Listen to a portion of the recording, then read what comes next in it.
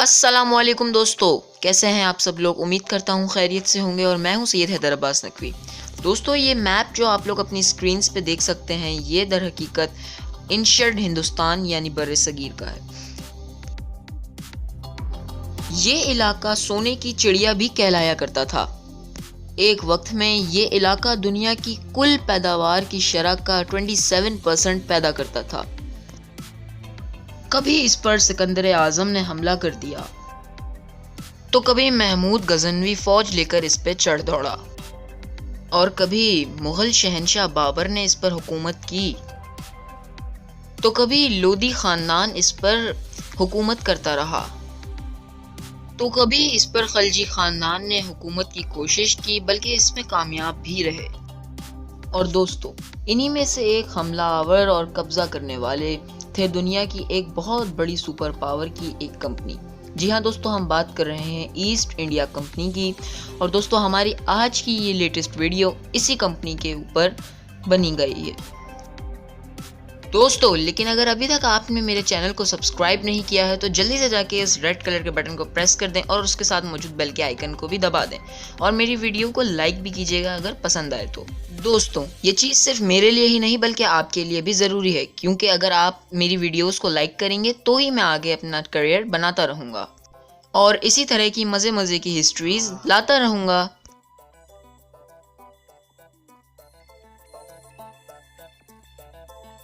دوستوں، یہ بات ہے آج سے 420 برس قبل کی، جس وقت برطانیہ کے اوپر ملکہ الزبتھ اول برسر پیکار تھی۔ دوستو، ان دنوں برطانیہ خانہ جنگی کا شکار تھا، بلکہ وہ دنیا کا غریب ترین ملک بھی کہلایا کرتا تھا۔ دوستوں، اور برطانیہ ان دنوں دنیا کی کل مصنوعات کی شرح کا صرف 3% پیدا کرتا تھا۔ اینڈ گائز، جیسا کہ ابھی ہم نے آپ کو ویڈیو میں شروعات میں بتایا کہ ہندوستان ایک امیر ترین ملک تھا اور دنیا کی کل مصنوعات کی شرح کا 27% پیدا کرتا تھا۔ اینڈ دوستو، ان دنوں ہندوستان پر عظیم مغل سلطنت قابض تھی، اور اس مغل سلطنت کا شہنشاہ ان دنوں جلال الدین اکبر تھا۔ اینڈ فرینڈز، اکبر کو ان دنوں کا ایک امیر ترین حکمران کہا جاتا تھا۔ ایک اندازے کے مطابق شہنشاہ اکبر کی کل دولت آج کے تقریباً 13.5 ارب ڈالرز یعنی 22 خرب پاکستانی روپے اور 10 ارب برٹش پاؤنڈز تک بتائی جاتی ہے۔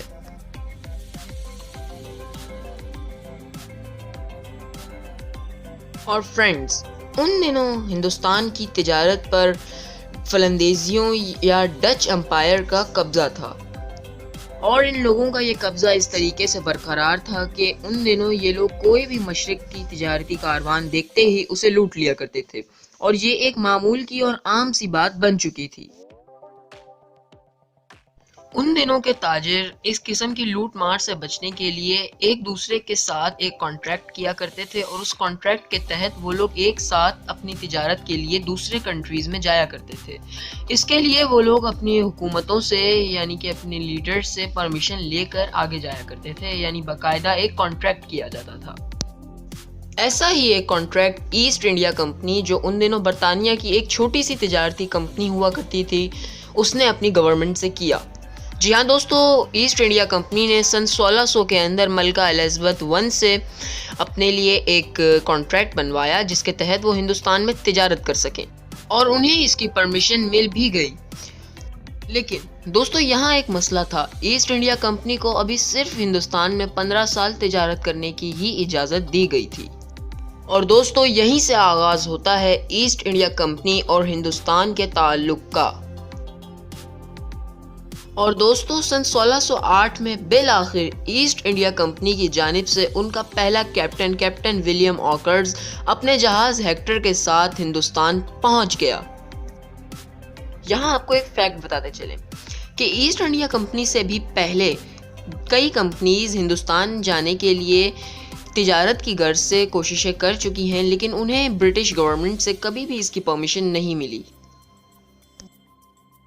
اور دوستوں، اسی کے ساتھ ہی سن 1605 کے اندر شہنشاہ اکبر کی وفات ہو گئی، اور اس کی جگہ اس کے جانشین جہانگیر نے لے لی، اور وہی اب مغل سلطنت کا نیا شہنشاہ بن چکا تھا۔ اور دوستوں، پھر ایسٹ انڈیا کمپنی نے ہندوستان میں تجارت شروع کر دی۔ شروعات میں ایسٹ انڈیا کمپنی نے صرف ہندوستان کے ساحلی علاقوں کے اندر ہی تجارت شروع کی تھی۔ شروعات میں اس کام میں بھی ایسٹ انڈیا کمپنی کو کافی مشکلات پیش آئیں، جیسے کہ ڈچ امپائر یعنی ہالینڈ ان کے تجارتی کاروانوں کو لوٹ لیتا تھا اور ان کے بحری جہازوں کو بھی لوٹ لیا کرتا تھا۔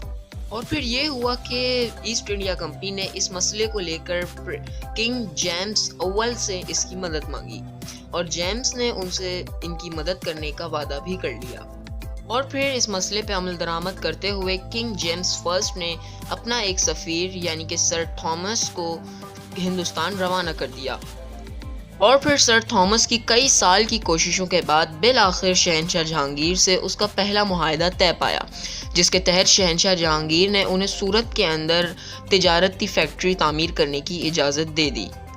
اور یہی پہ بس نہیں، بلکہ شہنشاہ جہانگیر نے انہیں فیکٹری کے گرد چار دیواری بلکہ ایک ایسی قلعہ نما چار دیواری جس کے اندر ایسٹ انڈیا کمپنی کے سپاہی بھی بیٹھ سکیں، ایسی دیوار تعمیر کرنے کی بھی اجازت دے دی۔ اور پھر اسی پہلے معاہدے کے کچھ ہی عرصے کے بعد ایسٹ انڈیا کمپنی نے شہنشاہ جہانگیر سے اپنا دوسرا کانٹریکٹ بھی کر لیا، جس کے تحت اب وہ صرف سورت ہی میں محدود نہیں تھے بلکہ ہندوستان کے کئی اور علاقوں تک پھیل چکے تھے۔ تو یوں دوستوں ہندوستان میں ایسٹ انڈیا کمپنی کا عروج شروع ہوا۔ شروعات کے کچھ سالوں تک تو کمپنی نے صرف تجارت پر ہی دھیان دیا، لیکن پھر تجارت کے کچھ ہی عرصے کے بعد انہوں نے مدراس کے قریب 40 میل دور اپنی پہلی تجارتی کوٹھی تعمیر کر لی، اور پھر اس کے کچھ ہی عرصے کے بعد کمپنی نے اس کوٹھی کے گرد ایک قلعہ تعمیر کر لیا جسے فورٹ سینٹ جارج کہا جاتا تھا۔ اور دوستوں پھر یوں ہی انگریز نے اپنے قدم ہندوستان میں جمانا شروع کر دیے۔ اور دوستوں صرف اتنا ہی نہیں، اب تو انگریزوں نے فورٹ جارج کے گرد یعنی مدراس کے علاقے میں اپنی پوری ایک برٹش کالونی قائم کر لی تھی، یا بلکہ یہ تو اب ایک شہر بھی بن چکا تھا۔ اور یہیں سے انگریزوں کا ہندوستان پہ پہلے قبضے کا آغاز ہوا۔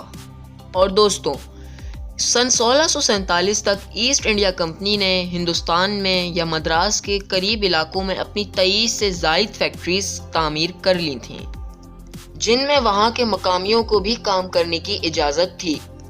یہاں آپ کو ایک مزیدار بات بتاتے چلیں کہ ہندوستان میں اس وقت صرف ایسٹ انڈیا کمپنی اکیلی ہی تجارت نہیں کر رہی تھی، بلکہ ہالینڈ اور فرانچ وغیرہ بھی یہاں پہ تجارت کر رہے، بلکہ فرانسیسیوں نے تو اپنا ایک پورا شہر مدراس سے کچھ ہی دوری پر بنا رکھا تھا۔ اور دوستو جیسے ہی یورپ کے اندر برطانیہ اور فرانس کے تعلقات ترک ہونے لگے تو اس کا اثر ہندوستان میں بھی آنے لگا کہ ان لوگوں کی ایک آپسی لڑائی سی شروع ہو گئی۔ ان لوگوں میں ایک مقابلہ رہتا تھا کہ کون کتنا کمائے گا، بلکہ یہاں تک محدود نہیں، ان لوگوں نے تو آپس میں لڑائیاں کرنا بھی شروع کر دیں اور جھڑپیں بھی جاری رہنے لگیں۔ اور دوستوں اس سے تنگ آ کر مغل شہنشاہ جہانگیر نے ایسٹ انڈیا کمپنی کو یہاں سے نکلنے کا حکم دیا، لیکن اب بہت دیر ہو چکی تھی اور ایسٹ انڈیا کمپنی یعنی انگریز اب ہندوستان سے کسی صورت واپس جانے کو تیار نہیں تھے، اور اب انہوں نے ہندوستان کو اپنا گڑھ سمجھ لیا تھا۔ دوستوں اس وقت تک انگریزوں کے پاس افرادی قوت کی کمی تھی، لیکن انگریزوں نے فوری طور پر برطانیہ سے اسلحہ اور فوج منگوا لی۔ سب سے پہلے تو انگریزوں نے اس فوج اور اسلحے کے ساتھ اپنے مقامی دشمنوں یعنی پرتگالیوں، ڈچ امپائر اور فرانسیسیوں سے یہاں پہ چن چن کے بدلے لینا شروع کیے، اور اس میں کامیاب بھی رہے۔ اور اس کے بعد انہوں نے سوچا کہ کیوں نہ ہم مغلوں کو بھی ایسی ہی کسی شکست سے دوچار کر دیں۔ جی ہاں دوستو، اور پھر ان لوگوں نے ایسا کیا بھی۔ ان لوگوں نے عظیم مغلیہ سلطنت سے جنگ کا فیصلہ کیا۔ ان دنوں مغل سلطنت کا شہنشاہ اورنگزیب تھا۔ اورنگزیب کی فوج دنیا کی کسی بھی طاقتور ترین فوج سے لڑنے کے لیے بالکل تیار تھی، اور جیسا کہ آپ لوگ جانتے ہیں کہ مغل سلطنت تھی تو شروع سے ہی امیر، اور اب اس کے پاس ایک بہت طاقتور فوج بھی تھی اور ایک طاقتور شہنشاہ بھی، تو اب ہر لحاظ سے اسٹریٹجکلی مغل سلطنت ہی کے جیتنے کے چانس تھے۔ لیکن یہ چیز جانتے ہوئے بھی ایسٹ انڈیا کمپنی نے مغلوں سے ٹکرانے کی سوچ لی۔ انہوں نے یہ سوچا کہ اگر ہم لوگ فرانسیسیوں اور وہاں موجود ڈچینز اور کئی قسم کی سلطنتوں کو شکست دے سکتے ہیں تو یہ مغل کیا چیز ہیں، لیکن ان کا اندازہ غلط تھا۔ سلطنت اس وقت اپنے عروج پہ تھی اور بہت طاقتور تھی، لیکن بالآخر ایسٹ انڈیا کمپنی نے 1684 میں یعنی 1684 کے اندر مغل سلطنت کے اوپر ڈھاوا بول دیا، جی ہاں دوستو، اس وار کو یعنی پہلی مغل اور انگریز وار کو چائلڈ وار کا نام دیا جاتا ہے۔ دوستوں یہاں یہ دھیان رہے کہ چائلڈ وار سے ہمارا مطلب بچہ جنگ نہیں ہے، بلکہ اس کی مراد ہے نکولس چائلڈ سر چائلڈ۔ جی ہاں دوستو، ہم بات کر رہے ہیں ایسٹ انڈیا کمپنی کے ایک مینیجر کی، جو در حقیقت ان دنوں برطانیہ تھا، لیکن اس نے 19 بحری جہاز، 600 فوجی اور 200 توپوں کے ساتھ ایک بحری بیڑا مغل سلطنت پہ حملے کے لیے برطانیہ سے روانہ بھی کر دیا۔ لیکن دوستو اس وقت ان کی قسمت میں شکست ہی لکھی تھی، بلکہ کئی فلاسفرز اور ہسٹورینز کے مطابق تو ان لوگوں کو اتنی بری شکست ہوئی کہ مغل فوجوں نے ان کی فوجوں کو چکی کی طرح پیس ڈالا۔ بلکہ صرف اتنا ہی نہیں، بلکہ ایسٹ انڈیا کمپنی کی 5 فیکٹریز پہ مغلوں نے قبضہ بھی کر لیا اور انہیں سرے سے ہی ختم کر ڈالا۔ پھر دوستوں کیا تھا؟ ایسٹ انڈیا کمپنی نے مغلوں سے معافی مانگنے کی سر توڑ کوششیں کی اور اس میں کامیاب بھی رہے۔ ایک دن 2 برطانوی سفیر مغل دربار کے اندر پیش ہوئے۔ تاریخ کے مطابق یہ دونوں اس طریقے سے آئے تھے کہ یہ کسی ملک کے سفیر نہیں بلکہ بھکاری لگ رہے تھے۔ شہنشاہ اورنگزیب نے انہیں اس شرط پہ معاف کر دیا کہ یہ لوگ جوزیہ چائلڈ کو ملک سے بے دخل کر دیں، بلکہ اس نے صرف معاف ہی نہیں کیا، ان کو 1.5 لاکھ برٹش پاؤنڈز کا جرمانہ ادا کیا، اور تو اور کمپنی کو دوبارہ بحال کرنے کی اجازت بھی دے دی گئی۔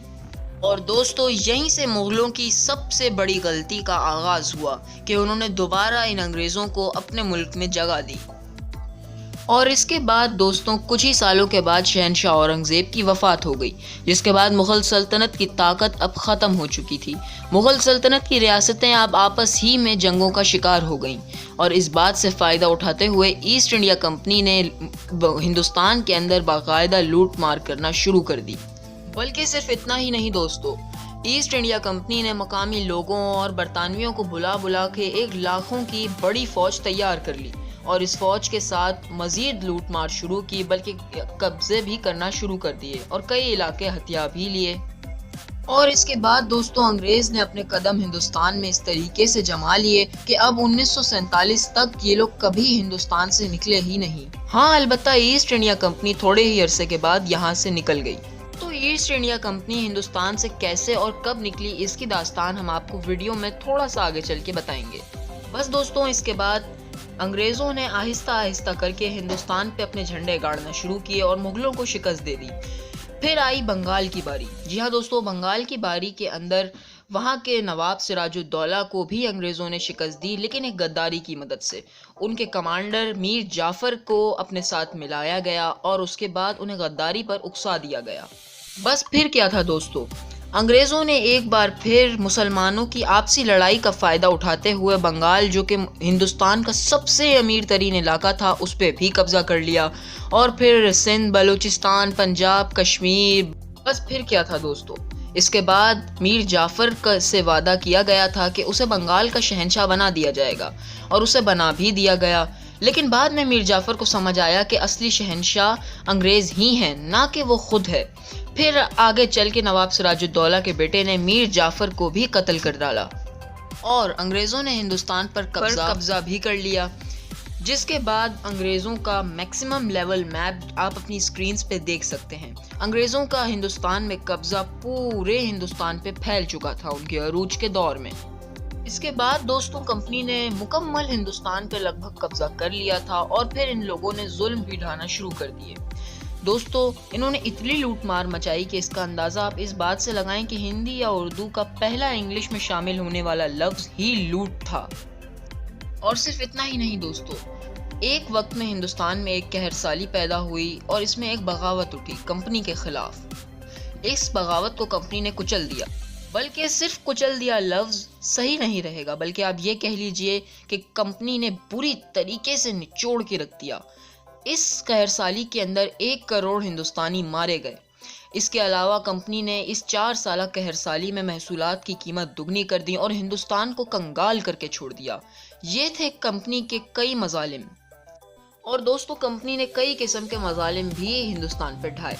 اب دوستو آپ کے کیوریز مائنڈ میں ایک کویشچن آ رہا ہوگا کہ اگر یہ انگریز وہی ہیں کہ جنہوں نے پاکستان کے اندر یا ہندوستان میں پہلا ریلوے سیٹ اپ بنایا، تو پھر یہ لوگ اتنی لوٹ مار کیوں کر رہے ہیں؟ تو دوستو آپ کو بتاتے چلیں کہ یہ در حقیقت ایسٹ انڈیا کمپنی ہے جو کہ برطانیہ کی ایک پرائیویٹ کمپنی تھی اور وہ سارے برجز وغیرہ بنانے والی کمپنی نہیں تھی۔ جی ہاں دوستو، در حقیقت یہ سارے کام برٹش گورنمنٹ نے خود کیے تھے جب انہوں نے کمپنی کو ہندوستان سے بے دخل کر دیا اور خود ہندوستان پہ قابض ہو گئے۔ جی ہاں دوستو، ایسا وقت بھی کمپنی کے اوپر آیا تھا کہ ایک پرائیویٹ کمپنی جس کی زمینی اور بحری فوج نے اتنے بڑے بر صغیر اور اس وقت کی لگ بھگ 22 کروڑ عوام پہ قبضہ کر لیا، بلکہ ان سب کو غلام بنا لیا، ان کے اوپر بھی زوال آیا اور انہی کی حکومت نے انہیں ہندوستان سے بے دخل کر ڈالا۔ اور دوستو، یہیں پہ کمپنی کا زوال شروع ہوا اور ختم بھی ہو گیا۔ جی ہاں دوستو، کمپنی اس طریقے سے ہندوستان سے بے دخل ہوئی اور برطانوی حکومت خود ہندوستان پہ قابض ہو گئی۔ تو دوستو، یہ تھی ایسٹ انڈیا کمپنی کی مکمل داستان کہ کیسے انہوں نے ہندوستان پہ قبضہ کیا اور یہاں سے بے دخل کر دیے گئے۔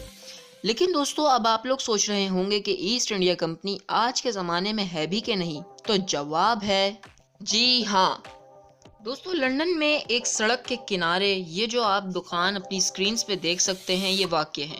اسی دکان کے اوپر موجود اس کے بورڈ پہ لکھا ہوا ہے ایسٹ انڈیا کمپنی۔